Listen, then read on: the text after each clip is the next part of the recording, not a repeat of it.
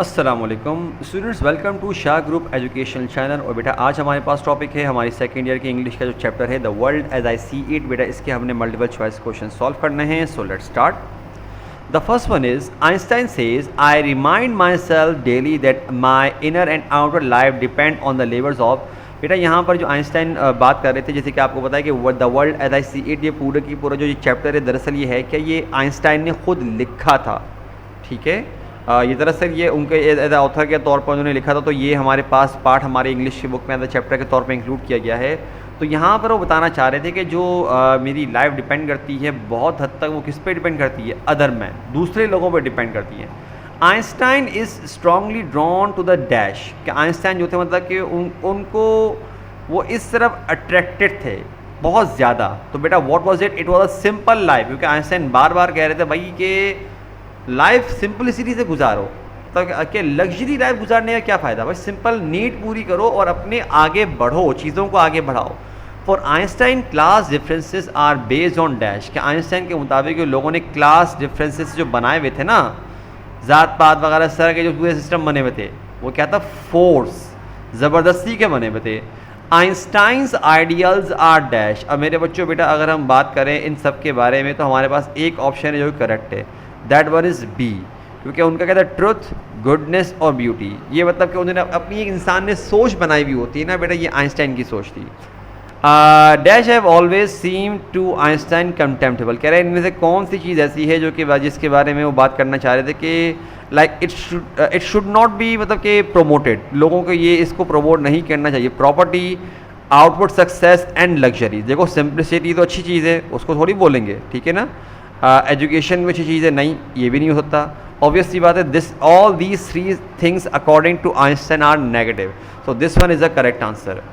Next one is without the sense of unattainable in the field of art and scientific research life for Einstein is, कह रहे हैं कि जो एक scientific research वगैरह में जो फील्ड ऑफ आर्ट वगैरह में है, अगर ये ऐसा कुछ भी ना हो, एक कोई चाहत ही ना हो, तो कह रहे हैं आइंस्टाइन के मुताबिक जो लाइफ होगी वो बिल्कुल क्या होगी, इट वुड बी एम्प्टी, ख़त्म, कुछ भी नहीं।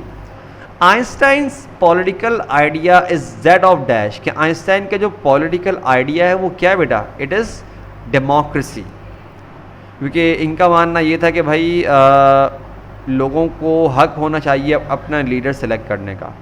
According to Einstein's political ideal the really valuable thing in the pageant of human life is, कह रहे हैं आइंस्टाइन का मानना ये था पॉलिटिकल आइडिया के मुताबिक कि मतलब जो वैल्यूएबल थिंग है वो क्या है, it is not the state but individual, मतलब कि भाई एक इंडिविजुअल के तौर पे जो होना चाहिए ना, ये नहीं कि सबको एक साथ स्टेट लेकर, नहीं, ये इनका पॉलिटिकल आइडिया प्रॉपर्ली तौर पे था। According to Einstein through the school and the press the for commercial and political interest the sound sense of nations is, Einstein के मुताबिक प्रेस हो, कमर्शियल, पॉलिटिकल इंटरेस्ट वगैरह, ये तमाम चीज़ें क्या कर रही हैं, करप्ट कर रही हैं, करप्टेड, ठीक है ना। इनका जो एक पूरा करप्ट ये इनका चीज़ हो चुकी है। फॉर आइंस्टाइन वॉर इज़, बेटा वॉर के बारे में हम जानते हैं कि उनका क्या ख्याल था, वो जानते थे कि वॉर इज़ कंटेम्प्टेबल, वॉर को बिल्कुल भी वो सपोर्ट नहीं किया करते थे। Next one is Einstein says the fairest things we can experience is a dash, Einstein का मानना यह है कि अगर हम दुनिया में कोई बेहतरीन चीज़ एक्सपीरियंस कर सकते हैं ना, तो वो एक चीज़ है, दैट इज़ मिस्ट्री। उनका मानना ये था कि मिस्ट्री एक ऐसी चीज़ है कि दुनिया भर की बेहतरीन है कि इसके बगैर कुछ भी नहीं है। Experiencing dash thing is fundamental motive which stand at the cradle of true art and true science. बेटा ये आइंस्टाइन का मानना देगा कि मिस्टीरियस, क्योंकि जब तक इंसान में ये चाहत हो कि नहीं, जब तक वो आगे बढ़ेगा नहीं, जब तक उसको अननोन को ढूंढने की चाहत नहीं होगी, तब तक भला वो आगे तरक्की कैसे कर सकता है। बेटा let me give you an example, अगर एक इंसान ये ही सोच के बैठा हुआ होता कि बस सही है, जो कुछ हमारे पास है हम सब कुछ जानते हैं, अगर वो आगे बढ़ता ही नहीं, अपग्रेड ना करता, चीज़ों को ना ढूंढता, तो भला कैसे होता। मिसाल के तौर पे एक ऐसा वक्त भी था जब इंसान को लगता था कि नहीं atom is the smallest thing, लेकिन नहीं, जब वो उसके अंदर और बेटा उन्होंने डेप्थ में गए तो पता चला कि वहाँ पर इलेक्ट्रॉन भी है, प्रोटॉन भी है, न्यूट्रॉन भी है। तो हाउ वाज इट पॉसिबल, क्योंकि बेटा उनके और सीखने की और जानने की चाहत थी, यही वजह है कि साइंस आगे बढ़ती जा रही है, वरना बेटा कब का उस पर फुल स्टॉप लग चुका होता।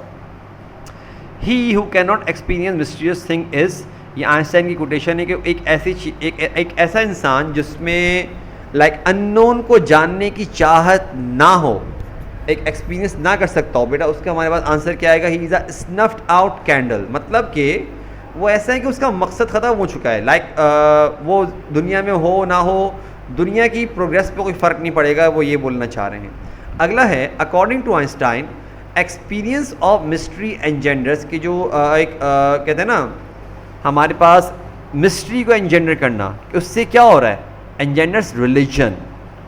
Einstein claims to be a dash में, बेटा आपको पता होना चाहिए कि आइंस्टाइन जो है अपने आप को वो एथियस्ट थे, वो खुदा पे नहीं बिलीव करते थे, तो irreligious man. Einstein believes that every man should be respected as an individual and no man idolize, मतलब उनका मानना ये था कि हर एक बंदे की इज्जत ज़रूर करनी चाहिए, लेकिन ऐसा नहीं कि उस बंदे को सर पे बिठा लो, जो कि आजकल के कुछ लोगों ने ऐसा किया वो होता है बेटा। ठीक है, तो बेटा हमारे पास we are done with the MCQs of this chapter. I do hope आपको समझ में आ गया होगा। अपना बहुत ख्याल रखिएगा। अस्सलाम वालेकुम।